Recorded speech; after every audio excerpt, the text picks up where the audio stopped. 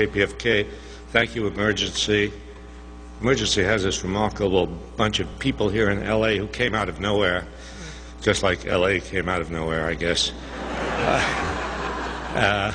And they're obviously very good organizers. Well, I've known Gino Strada for a few years now. I got to know him when I was asked to write an introduction to his book, Green Parrots, A War Surgeon's Diary, which I urge you all to read. So I did it, and in writing the introduction, of course, I had to read it. Sometimes that happens. And so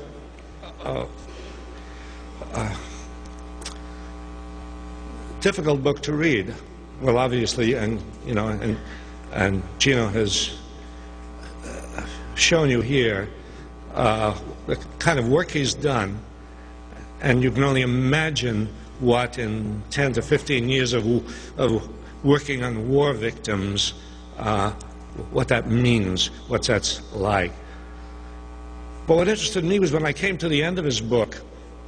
At the end of his book, he says, in effect, I don't want to do this anymore. I don't want to operate on children anymore. I don't want to amputate the arms of kids who have been devastated by landmines anymore. You know, we need to abolish war. And then he invited me to Rome, which is, of course, a difficult invitation to accept. But I went. And then you might say he enlisted me in the idea of starting to spread the word in this country and everywhere, the word that we cannot accept war anymore as a solution for any of the problems that we have in the world. I mean, we are now struggling, we in this country, to stop the war in Iraq. We're working very hard on that. And we're going to succeed. The war in Iraq is going to have to come to an end. But what happens then? What happens after the war in Iraq? Our country has been fighting war after war after war ever since the end of World War II, ever since that war which was supposed to bring an end to war. And after Vietnam, we thought, no more wars. And then the government decided also, well, the people of the United States apparently have turned against war. This is bad. They described what they called the Vietnam syndrome. Syndrome is a word for sickness. The sickness was that the American people had turned against the government, against the FBI, against Congress, against the establishment, against the war. This was the Vietnam syndrome, and the United States government set out to somehow do away with that syndrome by fighting small, quick, victorious wars against weak opponents to get the American population accustomed to war, once again. And this is what they've been trying to do. The Iraq War represents the latest of it, except that it hasn't been quick. It's been going on for 3 years. And it may be that the Vietnam syndrome has not been eliminated, that the American people are beginning to understand the futility of war, the immorality of war. We're seeing a growth in consciousness among the American people, and that's a very positive, encouraging thing to see. But what comes next? They're already beating the drums for war in Iran, right? Already talking about bombing Iran, already drawing up the plans. And when they're confronted with this, they said, we're only drawing up plans.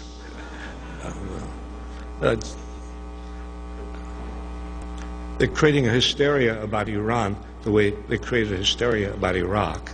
I don't think they will succeed this time.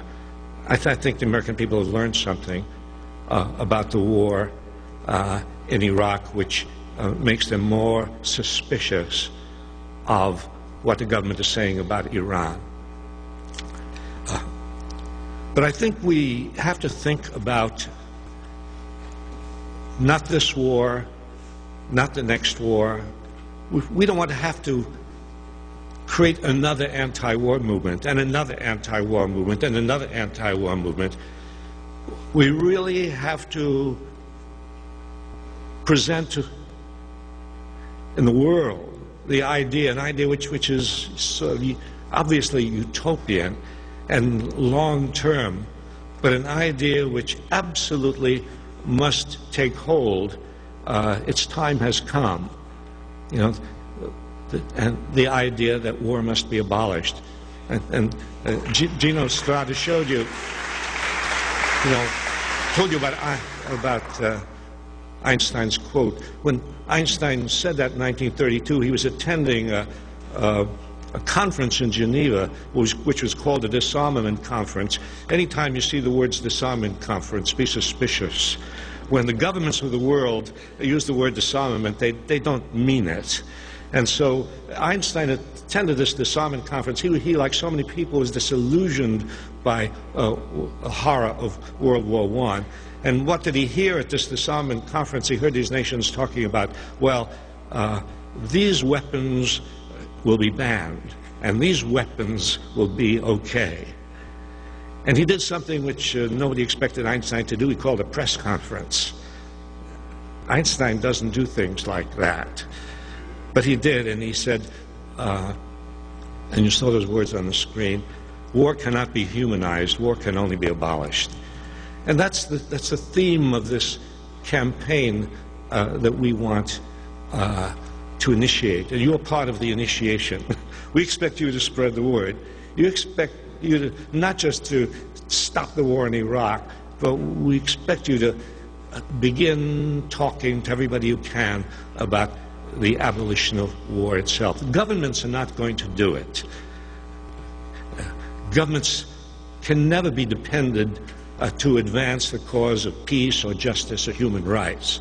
I mean, in the course of human history, governments have never been dependable in taking care of the needs of people.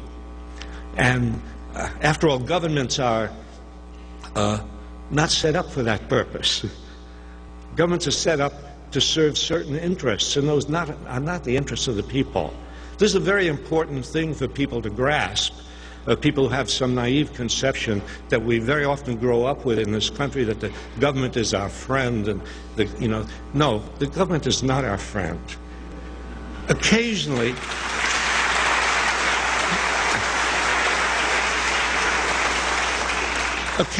it can get friendly. When there's a great people's movement that compels it to be friendly, and then,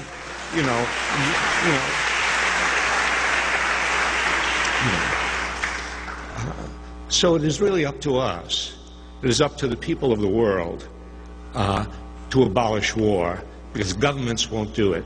Very often you hear it's said that, well, people are not going to do it because war is part of human nature. How many times have you heard that?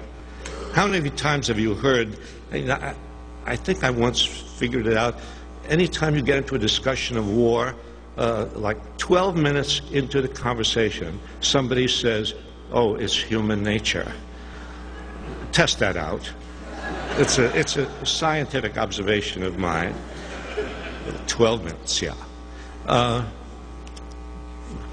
If war were a part of human nature, governments would not have to go to such enormous lengths to persuade people to go to war. People would rush spontaneously. No, governments have to work at it. They have to work very hard at it. The natural instincts of people are not for war.